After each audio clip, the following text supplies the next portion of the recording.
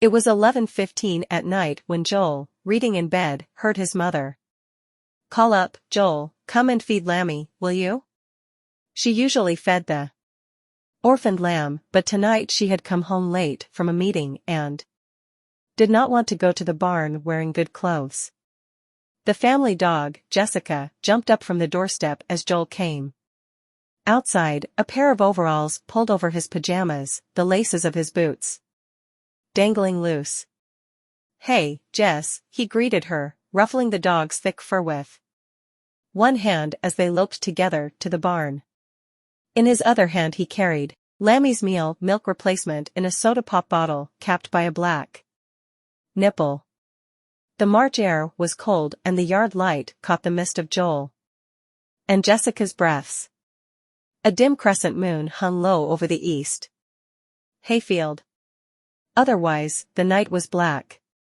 "Here, Lammy," called Joel, opening the door to the barn where the sheep are kept in the winter. The lamb sprang up from her warm straw bedding and sucked down the bottle in 30 seconds. Her mother had died giving birth to her a week before. This may have been Joel's 33,000th trip to the barn, since he goes in and out of barns at least 10 times a day. Joel knows these farm buildings better than he knows his own bedroom. He surely spends more waking hours in them. He knows how to care for the animals they shelter as well as he knows how to care for himself. Farming is Joel's world. Joel Holland has lived on this 245-acre farm since he was born 13 years ago. It is the farm of his ancestors. He lives in the house that his great-grandfather built. The land he helps his father and brothers is the land that his great-great-grandfather James Holland bought in 1860. James was an Irish immigrant. He drove a team of horses to plow the land and make it ready for corn. Now, 5 generations later, Joel plows the same land atop a tractor that has the power of 120 horses. The rich black soil has been pampered by Hollands for over 120 years. Farming is Joel's heritage. The Holland farm is near Scales Mound, a tiny town of 409 people. Snuggled in the northwestern corner of Illinois, the land there is hilly, rolling in great waves. In fact, just a few miles away is the highest point in the state. Joel attends public school in Scales Mound in a split-level brick building with 235 other grade school and high school pupils. About half the students are farmers. This year Joel will graduate from 8th grade and begin 9th, but his class will not get larger. Except for 3 foster children who came and left, Joel has been with the same 19 kids since 1st grade. "I know every kid in practically the whole school," he says.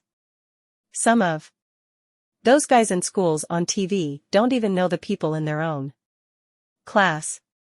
Joel is a good student, though reluctant to discuss it. Yeah, I guess I pull mostly A's, some B's. In national testing, Joel scored an overall 99%, meaning that only 1% of students scored higher. His studies are typical of any 8th graders in the United States. We're doing % in maths.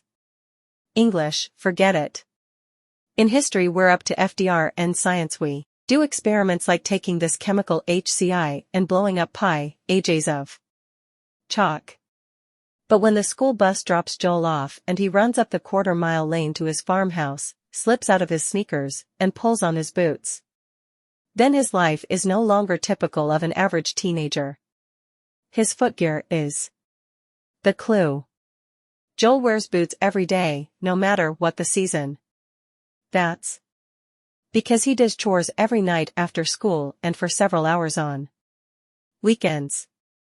The chores are boot work, hard, heavy, and sometimes dirty. The daily chores that Joel does help run the farm and help support the family.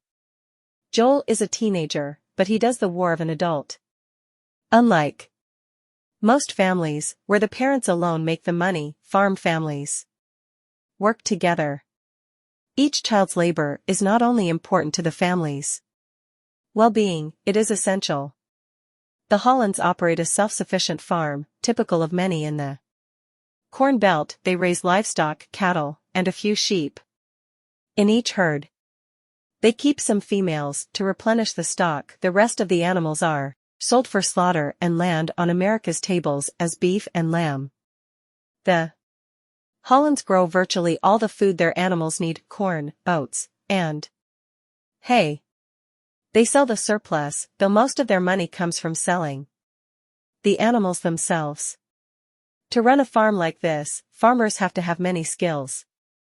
They have machine operators, driving immense and powerful vehicles. They have FOB mechanics, repairing them, husbandmen, raising livestock, veterinarians, tending them when sick, agriculturists, growing food on a large scale, and business people, managing, like Joel's father, a farm operation worth nearly $1 million. As Joel works on the farm, he is all these workers. Yet he is a boy still and, like an apprentice, continues to learn new skills. Joel takes his learning seriously because his goal is to become a farmer. He is extremely alert and watchful, like a cat. Even when not actively involved in a chore, Joel can readily answer any question about what is going on. He listens as his dad counsels a seed customer in the kitchen, as his brother Terry consults a vet about recent deaths in his hog herd, as his older brothers discuss soil planning while they mend a fence.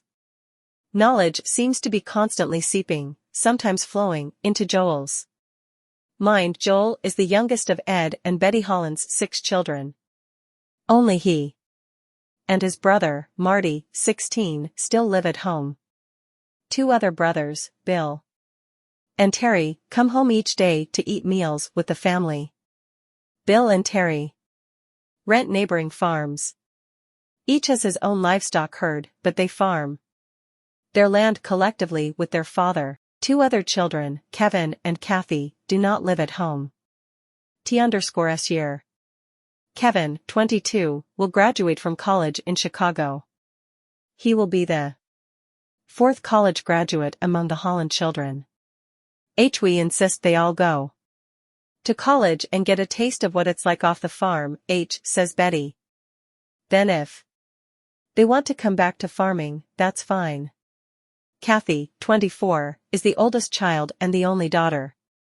She is now a Roman Catholic nun doing graduate study in Dubuque, Iowa. But like her brothers, she grew up farming, and she still misses it. Kathy called this May during her final exams and said, "I'd give anything to be plowing instead." As the youngest, Joel has at times had more farming teachers than he's wanted. One night he sat at the kitchen table listening to his dad and brothers talk about the rewards of farming.